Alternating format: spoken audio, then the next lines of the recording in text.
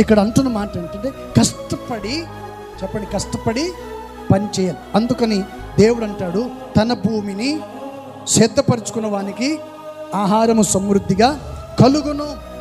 వ్యర్థమైన వాటిని అనుసరించువాడు, చెప్పండి, అనవసరమైన వాటిని, వ్యర్థమైన వాటిని అనుసరించువాడు ఎవరై అంటే బుద్ధి లేనివాడు.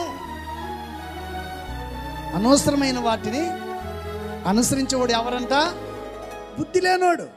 నినివే పట్టణానికి వెళ్ళమంటే ఎక్కడికి వెళ్ళాడు? చెప్పండి, నినివే పట్టణాలు వెళ్ళరంటే ఎక్కడికి వెళ్ళాడు? తర్షీషుకు వెళ్ళిపోయాడు. ఇశ్రాయేలు ప్రజలందరూ మోసేని ఏం చేశారంట? చెప్పండి, ఏం చేశారండి? మీరు మందిరానికి వచ్చారు, చిన్నపిల్లలు, వాళ్ళకి తెలీదు, వాళ్ళతో మీరు ఆటలాడుకుంటూ ఉంటారు. వాళ్ళు ఉండి ఉండి మిమ్మల్ని ఇసుకిస్తారు. ఇసుకించినప్పుడు ఏం చేస్తారు మీరు చెప్పండి? చెప్పండి, ఏం చేస్తారు?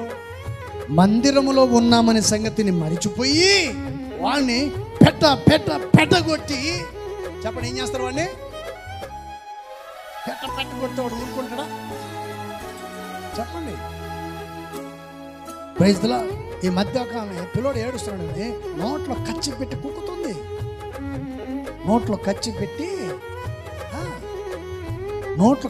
కుక్కితే వాడు బతుకుదలా చస్తాడా?